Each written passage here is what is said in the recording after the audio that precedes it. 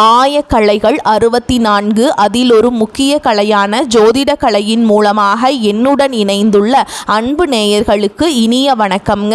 மகர ராசி நேயர்களுக்கு புதுசாக அப்படி என்ன இருக்க போகுது, எப்பவும் போல வாழ்க்கை கீழேயே தான் போகுது அப்படின்னு கதரும் நேயர்களுக்கு ஒரு நல்ல செய்தி காத்திருக்குதுங்க. அந்த செய்தியை தெரிஞ்சுக்கிறதுக்கு முன்னாடி இந்த உலகை காக்கும் முருகப்பெருமானுடைய பாதம் தொட்டு வணங்கி வீடியோக்குள்ளே போகலாங்களா? என்னுடன் சேர்ந்து நீங்களும் இந்த மந்திரத்தை சொல்லிட்டே உங்களால் முடிஞ்சதுன்னா கமெண்ட் பாக்ஸில் ஒரு முறை கமெண்ட் பண்ணுங்க. ஓம் முருகா போற்றி, ஓம் முருகா போற்றி, ஓம் முருகா போற்றி.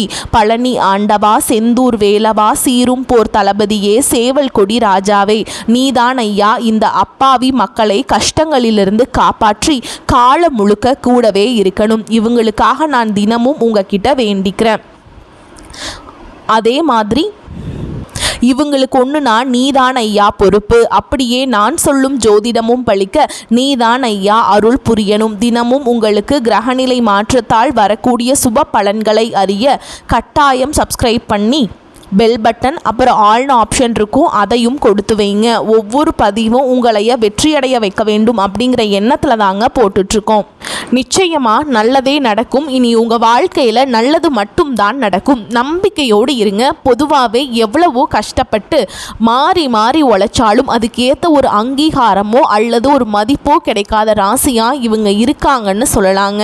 வெளியில் பார்க்குறவங்களுக்கு வேணால் இவங்க ஜாலியாக இருக்கிற மாதிரி தெரியலாம். ஆனால் மதிப்பில்லாத ராசியாக இருந்தாலும் பரவாயில்ல, பாசத்துக்கும் உண்மையான நேசத்துக்கும் கட்டுப்பட்டு தங்களுக்குள் இருக்கக்கூடிய அந்த தீராத துன்பத்தையும் சொல்ல முடியாத கஷ்டத்தையும் வெளியில யாருக்கும் தெரியாம மறைச்சிக்கிட்டு வாழ்ந்துட்டு இருக்காங்க. எவ்வளவோ அசிங்கத்தையும் அவமானத்தையும் சந்திச்சாலும் அதை வெளியில வெளிப்படுத்தாம பரவாயில்ல, நான் அசிங்கப்பட்டாலும் பரவாயில்ல, என் குடும்பம் நல்லா இருக்கணும் அப்படின்னு சொல்லி தனக்குன்னு இருக்கக்கூடிய உறவுகளை காக்கக்கூடியவங்களா இவங்க இருக்காங்க. இவ்வளவு அருமையான இவ்வளவு உன்னதமான நற்குணங்களை கொண்ட என் அன்பு மகர ராசிக்கார சொந்தங்களே, எல்லாரும் எப்படி இருக்கீங்க? எல்லாரும் நலமா இருக்கீங்களா? ஏங்கம்மா நீங்க வேற எங்களை பார்த்து இப்படி ஒரு கேள்வி கேட்குறீங்களே, எங்களை பார்த்தா இப்போ நலமா இருக்கிற மாதிரியா தெரியுது அப்படின்னு உங்க மனசுல நீங்க நினைக்கிறது எனக்கு நல்லாவே புரியுதுங்க. மகர ராசிக்கார நேயர்களே, கலங்காதீங்க. உங்க வாழ்க்கையில இப்ப இருக்கக்கூடிய இந்த கஷ்டமான சூழல் எல்லாமே பனிக்கட்டி போல கரைஞ்சு போக போகுதுங்க. இருண்டிருந்த உங்களுடைய வாழ்க்கையே இனி வெளிச்சமா ஒரு அருமையான வாழ்க்கையாக மாறப்போகுது. குறிப்பாக சொல்லணும்னா நீண்ட நாட்களாக திருமணம் ஆகாதவர்களுக்கு இருந்த திருமண தடை நீங்கி எல்லாமே நீ உங்கள் மனசுக்கு பிடிச்ச மாதிரி உங்களுக்கு ஏற்ற சரியான வாழ்க்கை துணையோடு சிறப்பான முறையில் திருமணம் நடக்க போகுதுங்க.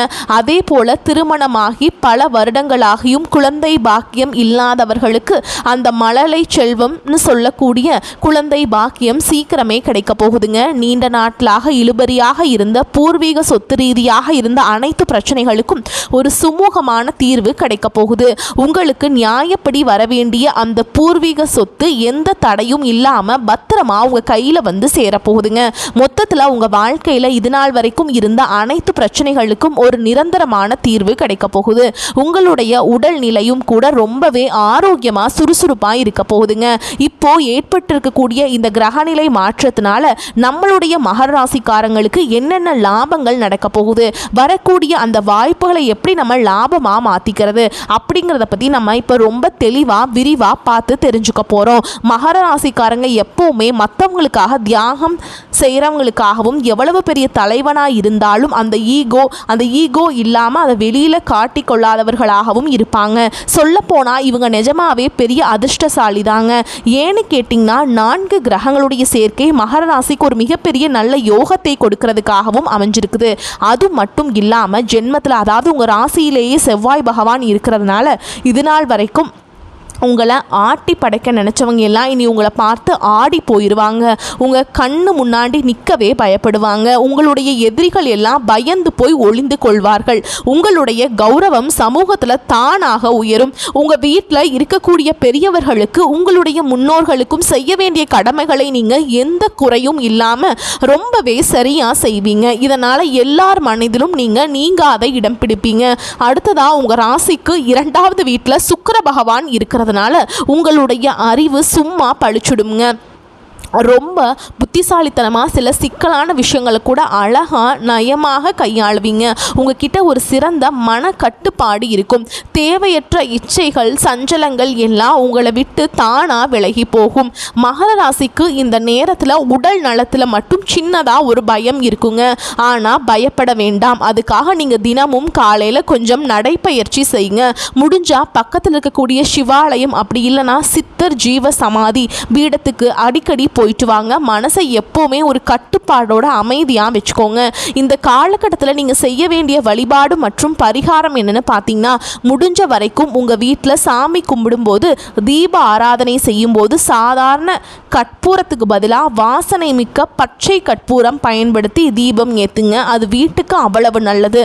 அதே போல் சனிக்கிழமைகளில் மறக்காமல் துளசி மாலை வாங்கி பெருமாளுக்கு சாத்துங்க. மகர ராசிக்காரங்க எவ்வளவுக்கு எவ்வளோ பெருமாள் வழிபாடு செய்கிறீங்களோ அவ்வளோக்கு அவ்வளோ நல்லது நடக்கும். உங்கள் கையிலிருந்து ஒரு துளசி மாலையாவது பெருமாள் கோவிலுக்கு போயிடணுங்க. அப்போ தாங்க உங்கள் வாழ்க்கையில் நினச்சது நடக்கும். அப்படி நீங்கள் செய்யும்போது உங்கள் வாழ்க்கையில் நல்லது நடக்கும். இந்த கெட்டதுங்க அப்படிங்கிற பேச்சுக்கெல்லாம் அங்கே துளி கூட இடமே கிடையாதுங்க. அடுத்ததாக ஒரு எளிமையான பரிகாரம், சொரக்காய் என்று சொல்லக்கூடிய அடுத்ததாக ஒரு எளிமையான பரிகாரம். ஓகேங்களா? தேங்காய் வாங்கி அதை சுக்கு நூறாக உடைச்சி உங்கள் திருஷ்டியை போக்கிக்கலாங்க. இதில் என்ன விசேஷம்னா, நீங்கள் நிறைய சம்பாதிக்கிறீங்க அப்படின்னா டெய்லி கூட ஒரு தேங்காய் உடைக்கலாம், தப்பில்லை. இல்லை நாங்கள் இப்போதைக்கு கொஞ்சம் தான் சம்பாதிக்கிறோம் அப்படின்னா வாரம் ஒரு தேங்காய், குறிப்பாக சனிக்கிழமைகளில் உடைக்கலாம். இல்லைன்னா இப்போதைக்கு பணத்துக்கு ரொம்ப தட்டுப்பாடு இருக்குது அப்படின்னு சொல்கிறவங்க மாதம் ஒரு தேங்காய், அதுவும் உங்களுடைய ஜென்ம நட்சத்திரம் வரக்கூடிய அன்னைக்கு உடைக்கலாங்க. தினமும் நெற்றியில் சந்தனம் வச்சுக்கோங்க. முடிஞ்சால் உடலையும் கொஞ்சம் சந்தனம் பூசிக்கோங்க. இது உங்கள் வாழ்க்கையில் ஒரு பிரகாசமான எதிர்காலத்தை உருவாக்கும். இது நாள் வரைக்கும் உங்களை வேண்டான்னு சொல்லி உதறி தள்ளிட்டு போன சொந்த பந்தங்கள் எல்லாருமே இனி வரக்கூடிய காலங்களில் நீங்கள் தான் வேணும் அப்படின்னு உங்களை தேடி வர போகிறாங்க. நான் முன்னாடியே சொன்ன மாதிரி திருமணம் ஆகாதவர்களுக்கு திருமண தடை நீங்கி உங்கள் மனசுக்கு பிடிச்ச உங்களுக்கு ஏற்ற சரியான வாழ்க்கை துணையோடு கெட்டி மேளம் கொட்டும் திருமணம் நடக்க போகுது. குழந்தை பாக்கியம் இல்லாதவர்களுக்கு வீட்டில் தொட்டில் ஆடப்போகுது. குழந்தை பாக்கியம் கிடைக்க போகுதுங்க. பூர்வீக சொத்து ரீதியாக இருந்த அனைத்து வில்லங்கங்களுக்கும் பிரச்சனைகளுக்கும் ஒரு நல்ல தீர்வு கிடைக்க போகுது. உங்களுக்கு நியாயமாக வர வேண்டிய பூர்வீக சொத்து பத்திரமா உங்கள் கையில் வந்து சேரப்போகுதுங்க. இனி உங்கள் வாழ்க்கையில் கவலை கண்ணீர் சோகம் அப்படிங்கிற பேச்சுக்கெல்லாம் துளி கூட இடம் கிடையாதுங்க. சந்தோஷம் மட்டும்தான். படித்து முடிச்சுட்டு ரொம்ப நாளாக வேலை தேடிட்டு இருக்கக்கூடிய இளைஞர்களுக்கு உங்களுடைய படிப்புக்கும் தகுதிக்கும் ஏற்றால் போல ஒரு நல்ல கௌரவமான வேலை கிடைக்க போகுது. நீங்கள் தனியார் துறையில் வேலை செஞ்சீங்கனாலும் சரி அல்லது அரசு துறையில் வேலை செஞ்சீங்கனாலும் சரிங்க, உங்களுடைய தகுதிக்கும் திறமைக்கும் ஏற்றாற் போல பதவி உயர்வு மற்றும் சம்பள உயர்வுகள் எல்லாம் உங்களுக்கு இந்த காலகட்டத்தில் நிச்சயமாக கிடைக்க போகுதுங்க. உங்கள் வாழ்க்கையில் ரொம்பவே அருமையாக இருக்க போகுதுங்க வரக்கூடிய நாட்கள். உங்கள் மனசில் இருந்த சின்ன சின்ன ஆசைகள், பெரிய கனவுகள், இது எல்லாமே ஒவ்வொன்றா நிறைவேற போகுது. உங்களுடைய மனசில் இது நாள் வரைக்கும் இருந்த குழப்பம் நீங்கி தெளிவு அதிகரிக்க போகுது. புதுசாக ஒரு நம்பிக்கை பிறக்க போகுது. மற்றவங்க பார்த்து இவனால் இது முடியாதுப்பா அப்படின்னு சொல்லி ஒதுக்கி வச்ச காரியத்தை கூட நீங்கள் ரொம்ப அழகாக திட்டம் தீட்டி முயற்சி பண்ணி இந்த காரியத்தில் நீங்கள் ஜெயிச்சு காட்ட போகிறீங்க, வெற்றி அடைய போகிறீங்க. பழைய கவலைகள் எல்லாம் மெதுவாக கொஞ்சம் கொஞ்சமாக குறைய போகுது. குடும்பத்தில் மறுபடியும் ஒற்றுமை ஏற்பட போகுது. இது நாள் வரைக்கும் புருஷன் பொண்டாட்டிக்குள்ள இருந்த சண்டை சச்சரவுகள் எல்லாம் பனி போல விலக போகுது. மனசில் ஒரு பெரிய நிம்மதி ஏற்பட போகுது. உடல்நிலை ரொம்பவே ஆரோக்கியமாக இருக்க போகுதுங்க. காது, அந்த மூக்கு, தொண்டை இது எல்லாம் வந்து ரொம்ப பத்திரமா பார்த்துக்கோங்க. அதில் பிரச்சனைகள் வரக்கு வாய்ப்பு இருக்குது. அது மட்டும் கொஞ்சம் எச்சரிக்கைங்க. உங்களுக்கு வந்து நல்ல செய்திகள் உங்களை தேடி வரப்போகுது. பாதியிலே நின்று போன தடைப்பட்ட வேலைகள் எல்லாம் மடமடவென நடக்க போகுதுங்க. உங்களுடைய பொருளாதார நிலை மெதுவாக உயரப்போகுது. கையில் காசு தங்க ஆரம்பிக்கும். அதனால் சேமிப்பு செய்யணும் அப்படிங்கிற எண்ணம் உங்களுக்கு வரப்போகுதுங்க. உடல் சோர்வு, அசதி எல்லாம் குறைய போகுது. உங்களுடைய உறக்கம் நிம்மதியாக சீராக இருக்க போகுதுங்க.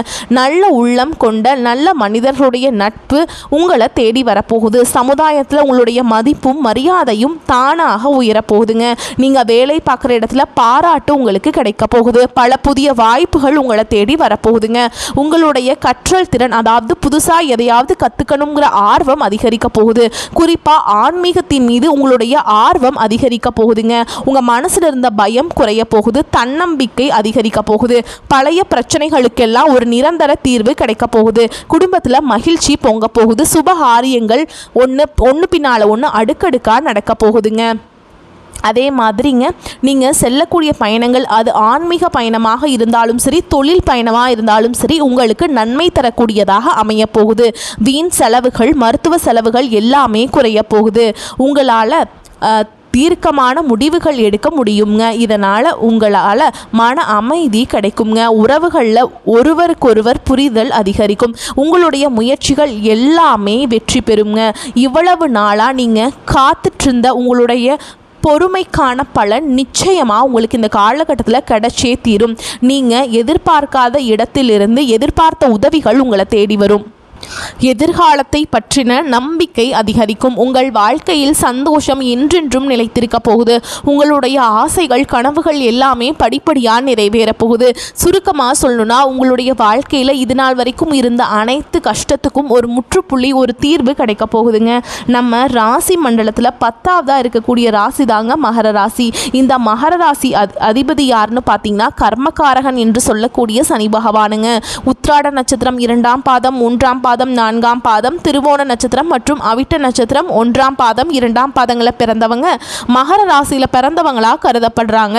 நம்மளுடைய மகர ராசிக்காரங்களுக்கு நட்பு ராசியாக இருக்கக்கூடியவங்க யாருன்னு பார்த்தீங்கன்னா ரிஷபம், கன்னி, மகரம், மீனம், விருச்சகம். இவங்க எல்லாரும் மகர ராசிக்கு ரொம்பவே நெருக்கமாக நட்பு ராசியாக இருக்காங்க. பொதுவாகவே மகர ராசியில் பிறந்தவங்க வெளியில் பார்க்க கண்டிப்பாக இருந்தாலும் உள்ளுக்குள்ள மிகவும் இரக்க குணம் கொண்டவங்களாக இருக்காங்க. இவங்களுடைய அழகான நயமான பேச்சால எதிரிகள் எல்லாத்தையும் கூட நண்பனாக்கக்கூடிய அளவுக்கு இவங்க கிட்ட ஒரு தனி திறமை இருக்குதுங்க. இவங்களை பொறுத்த வரைக்கும் தன்னுடைய வாழ்க்கையில் 1000 பிரச்சனை இருந்தாலும் அதை பற்றி துளி கூட கவலைப்பட மாட்டாங்க. ஆனால் தனக்கு வேண்டப்பட்ட ஒரு நெருங்கிய உறவுக்கு ஒரு கஷ்டம் வருதுன்னு வச்சுக்கோங்க, அவங்க கூப்பிடாமலேயே ஓடி போய் உதவி செய்யக்கூடியவங்களா இவங்க இருப்பாங்க. தன்னுடைய குடும்பத்துக்காக தன்னுடைய ஒட்டுமொத்த வாழ்க்கையையும் அர்ப்பணம் செய்யக்கூடியவங்களா இருக்காங்க நம்மளுடைய மகர ராசிக்காரங்க. முதலாவதாக குடும்பத்தை எடுத்துக்கலாங்க. இந்த காலகட்டம் குடும்ப வாழ்க்கை எப்படி இருக்குன்னு பார்க்கலாம். கணவன் மனைவிக்கிடையே இருந்து வந்த ஈகோ பிரச்சனை, கருத்து வேறுபாடுகள் எல்லாம் காணாம போக போகுது. கணவன் மனைவி இருவருமே நீயா நானு பார்க்காம ஒற்றுமையான வாழ்க்கையை வாழ போறாங்க. சில பேர் நினைப்பீங்க, ஐயோ எனக்கு திருமணம் ஆகலை, 30 வயசு ஆயிடுச்சு, தலைமுடி கூட நரைக்க ஆரம்பிச்சிருச்சு, எங்களுக்கு திருமணம் நடக்குமானே தெரியலையே, எங்கள் வாழ்க்கை இப்படியே போயிடுமா, எங்கள் வாழ்க்கையில் நல்லது நடக்கவே நடக்காதா அப்படின்னு நீங்கள் ரொம்பவும் குழம்பிகிட்ருப்பீங்க.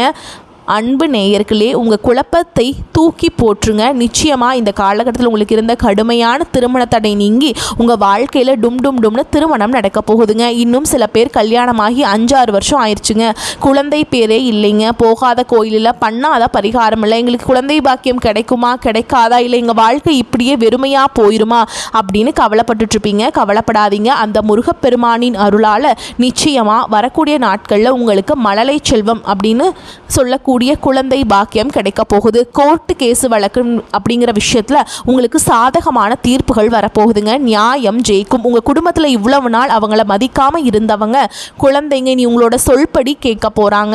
உன்ன மாதிரி ஒரு மகனை பெற்றதுக்கு நாங்கள் என்ன பாவம் பண்ணோமோ தெரியலையேன்னு சொல்லி வருத்தப்பட்ட உங்கள் அப்பா அம்மா எல்லாம் இனி உன்ன மாதிரி ஒரு தங்கமான மகனை பெற்றதுக்கு நாங்கள் பெரிய புண்ணியம் பண்ணியிருக்கணும்னு சொல்லி ஆனந்த கண்ணீர் விடுவாங்க. அந்த அளவுக்கு உங்கள் வாழ்க்கையில் ஒரு பெரிய மாற்றம் வரப்போகுது. உங்கள் வாழ்க்கையில் உங்களை வேண்டான்னு உதறி தள்ளி போன உறவுகள் எல்லாமே இப்போ நீங்கள் தான் வேணும் அப்படின்னு உங்களை தேடி உங்கள் வீட்டு வாசலுக்கே வரப்போகிறாங்க. பூர்வீக சொத்து ரீதியாக இருந்த அனைத்து பிரச்சனைகளும் சச்சரவுகளும் காணாமல் போக போகுது. உங்களுக்கு முறைப்படி வரவேண்டிய பூர்வீக சொத்து உங்கள் கையில் வந்து பத்திரமா சேரப்போகுது. மொத்தத்தில் உங்கள் வாழ்க்கையே அமோகமாக ராஜா மாதிரி இருக்க போகுதுங்க. நல்லா புரிஞ்சுக்கோங்க. உங்களுக்குன்னு வரவேண்டிய சொத்தாக இருந்தாலும் சரி, உறவாக இருந்தாலும் சரி, உங்களுக்குன்னு அந்த கடவுளால் எழுதப்பட்டது எதுவாக இருந்தாலும் சரிங்க, அதை மாற்ற முடியாதுங்க. உங்களுக்காக இருந்ததை நிச்சயமாக எப்போ சேரணுமோ அப்போ உங்ககிட்ட வந்து தாங்க சேரும். உங்களுடைய நல்ல எண்ணம் போல் உங்கள் வாழ்க்கையும் ரொம்பவே அருமையாக இருக்குங்க. பலர் நாங்கள் படித்து முடிச்சிட்டோம், ஆனால் படிப்புக்கேற்ற வேலை கிடைக்கல, எங்கள் வாழ்க்கை இப்படியே போனால் நாங்கள் எப்படி வாழ்க்கையில் முன்னேற முடியும், எங்கள் குடும்பத்தை நாங்கள் எப்படி காப்பாற்ற முடியும், கடவுளே எங்கள் வாழ்க்கைக்கு ஒரு நல்ல வழி காட்டுங்க அப்படின்னு நீங்கள் தினமுமே அந்த முருகரை வேண்டிக்கிட்டு இருப்பீங்க.